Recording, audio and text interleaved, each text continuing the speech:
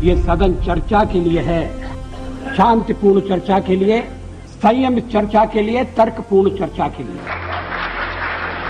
कदम मिलाकर चलना होगा। बाधाएं आती हैं, आए हृदय प्रलय की घोर घटाए, पांवों के नीचे अंगारे, सर पर बरसे यदि ज्वालाएं, निज हाथों से हंसते हंसते आग लगाकर चलना होगा। कदम मिलाकर चलना होगा। 25 दिसंबर 1924 भारत के स्वर्णिम भविष्य की नींव रखने का वो ऐतिहासिक दिन, जिस दिन जन्म हुआ हमारे भूतपूर्व प्रधानमंत्री स्वर्गीय श्री अटल बिहारी वाजपेयी जी का। ग्वालियर की सादी गलियों में श्री अटल जी की कहानी का पहला अध्याय लिखा जा रहा था। तब उन्हें खुद ही नहीं पता था कि यही पल एक दिन भारत को एक अटल नेता देने वाला है। सन 1942 अंग्रेजों भारत छोड़ो, अंग्रेजों भारत छोड़ो।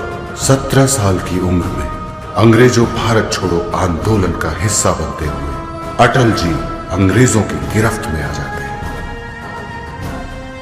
आजादी की लड़ाई ने मुझे देशभक्ति का अर्थ समझाया। राजनीति नहीं, राष्ट्र ने बुलाया था। 1951 जब श्यामा प्रसाद मुखर्जी जी ने कहा था, अटल, देश को तुम जैसे युवाओं की जरूरत है, और इस तरह अटल जी भारतीय जनसंघ में सम्मिलित हुए। यूं ही नहीं, पंडित नेहरू ने कहा था, ये आदमी एक दिन देश का प्रधानमंत्री बनेगा। 1975 भारत के इतिहास का वो काला दिन, इमरजेंसी। अटल जी को पुलिस ने कस्टडी में लिया और जेल गए। लेकिन कैद कर सकते हैं हम जिस्म को, पर कैद होते नहीं इरादे। सन 1977 संयुक्त राष्ट्र संघ के इतिहास में पहली बार हिंदी में भाषण दिया भारत के विदेश मंत्री श्री अटल बिहारी वाजपेयी ने। मैं भारतीय जनता की ओर से राष्ट्र संघ के लिए शुभकामनाओं का संदेश लाया हूं। महासभा के 32वें अधिवेशन के अवसर पर मैं राष्ट्र संघ में भारत की दृढ़ आस्था को पुनः व्यक्त करना चाहता हूं। अटल जी ने 3 बार विरोधी दल के नेता के रूप में भारत की और भारत के नागरिकों की सेवा की। मैंने एक बार पंडित जी से कह दिया था कि आपका एक मिला जुला व्यक्तित्व है और आप में चर्चिल भी है और चैम्बरलेन भी है। वो नाराज नहीं हुए। शाम को किसी बैंक्वेट में मुलाकात हो गई और उन्होंने कहा, आज तो बड़ा जोरदार भाषण दिया, और हंसते हुए चले गए। आजकल ऐसी आलोचना करना दुश्मनी को दावत देना। 1996 आखिर वो दिन आ ही गया जब अटल जी ने भारत के प्रधानमंत्री के रूप में शपथ ली, लेकिन सिर्फ 13 दिन के लिए।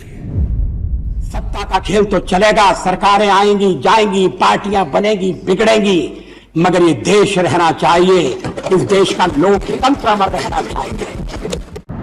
1998 आखिरकार संघर्षों का दौर गुजर गया। सूर्य को अपनी लालिमा दिखाने से कौन रोक सका है।